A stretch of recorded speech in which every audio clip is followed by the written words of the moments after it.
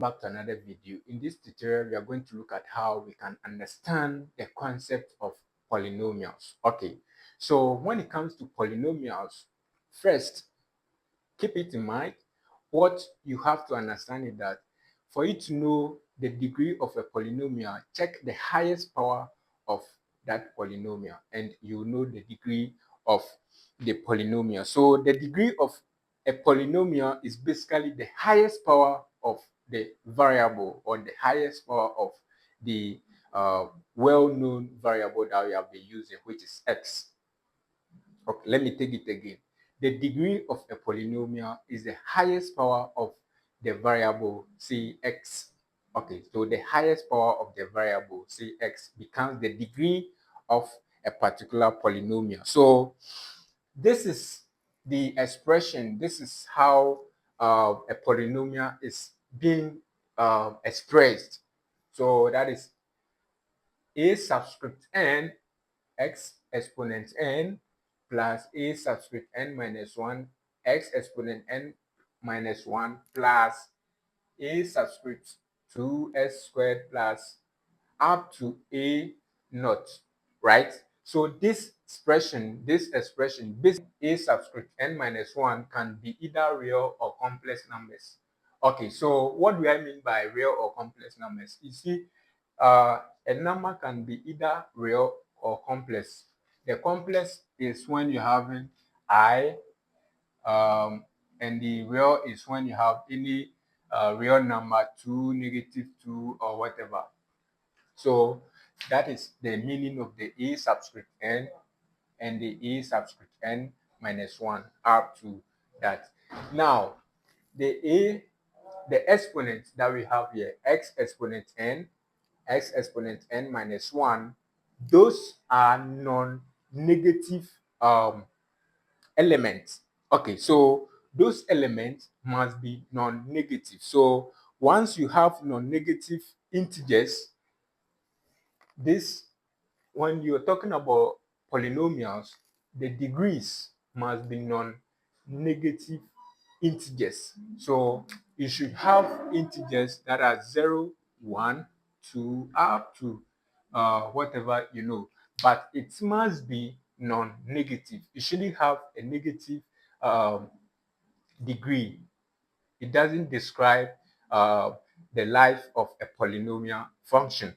And three, the an should never be equal to 0. If an is equal to 0, then you are defining a different thing altogether. So an should not be equal to 0, then you can have a polynomial function. So if these three conditions hold, then you can describe a particular function as a polynomial function. So first, note the a subscript n and the a subscript n minus 1, they are either real or complex numbers. And the a subscript n should not be equal to 0 to have a polynomial function. And 3, the x subscript s exponent n minus 1, in our order, you should never have a non-negative element, a non-negative integer. It should be a positive integer. Okay, so for example, 0, 1, 2, up to infinity, those elements are classified to be part of the exponent.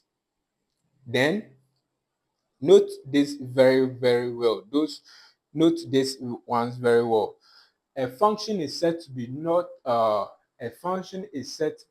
polynomial if these three conditions doesn't hold, and some extra conditions. 4, it has no fraction exponent, so this exponent must not be a fraction. And 5, it has no trigonometric functions and it has no exponential or logarithmic function. So what do I mean by that? Any polynomial function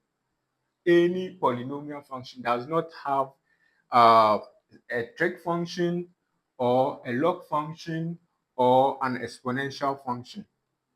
No. If you have an expression like that, it doesn't qualify to be part of a polynomial squared minus 1.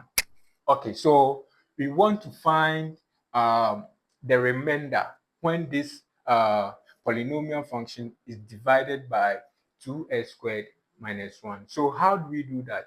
We either use the synthetic approach or the long division approach. But over here, I'm going to use the polynomial approach, that is the long division approach, to find the remainder of this. So we have the divisor, which is the d of x, to be 2x squared, 2x squared minus 1. Then the long division approach puts the polynomial inside the the square root sign. So that is s cubed plus 4x squared minus 2x plus 3, right? So how do we do this division?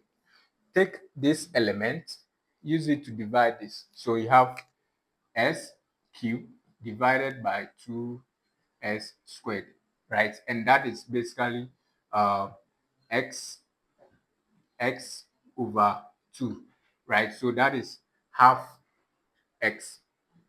Okay, so we have the first one done. So once you have that, what do you do? Use this element that you have here to multiply everything. So half x times 2x squared, right? 2x squared times half x, right? And that becomes s cubed because this takes off this. So you have s cubed. So use that result, right? Use that result to come here, right? So once you take this to multiply this, that comes to the position of the s cube over here. Then this comes here, this multiplies the constant, which is the minus 1. That becomes minus half x. So you see, we don't have s squared term. Okay, so we bring plus 0s squared. Okay, then minus the half x right here. So now we are coming to subtract this from this. Okay, so when we do that, so now plus our 3. Okay, so when we do that, we are going to have s cubed minus s cubed, right? That becomes 0. Now 4s squared minus 0s squared becomes 4s squared. Then minus 2x minus minus half x. So minus 2x minus minus half x, right? So that becomes minus 2x plus half x. Okay, so minus 2x plus half x becomes what? That becomes um, minus 4x over 2 plus this becomes minus 3x over 2, right? So what we have here is minus 3x over 2 plus plus plus uh, plus our 3 plus our 3 plus our 3. Okay, so now we go again because we can still use this to divide this. So we take that, so we're going to have 4s squared divided by 2s squared. So that is basically equal to 2. Okay, so plus 2 over here. So once we have been able to do that division, then we take that element to multiply everything over here. So 2 times 2s squared becomes 4s squared. Then 2 times minus 1 becomes minus 2. But we don't have x term here, so we have plus 0x, then minus our 2. Okay, so now we can do our subtraction. Okay, so 4x squared minus 4x squared becomes 0. Then minus 2 over 3x minus 0 becomes minus 3 over 2x here. Then 3 minus minus 2 becomes plus 5. Okay, so what we have now, we have minus 3 on 2x plus 5. You see, this we have here, minus 2 on minus 3 on 2x. This cannot divide it because you have this. How can you divide this? So we end it here because minus 2 on 3x cannot divide 2x squared. So we leave it at this point. Okay, so we can see that this is the end point. So the element you have here becomes the remainder. This becomes the remainder. So this becomes the remainder. So we can say that our P of x is equal to Q of x times Q of x times D of x plus R of x. Okay, so polynomial of x is defined as this. So once we have all the elements set, we do that. Then we identify our R of x. So the Q of x is basically the quotient that we have here. And the D of x is the divisor we have here.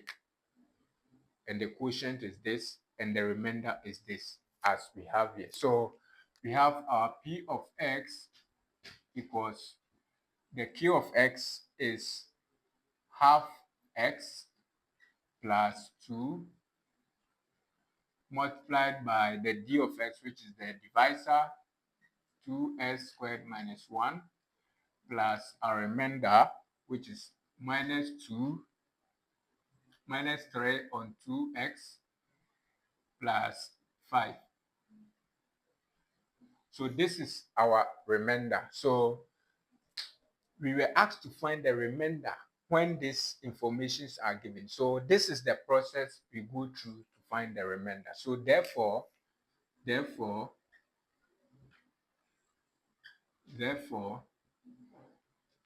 the remainder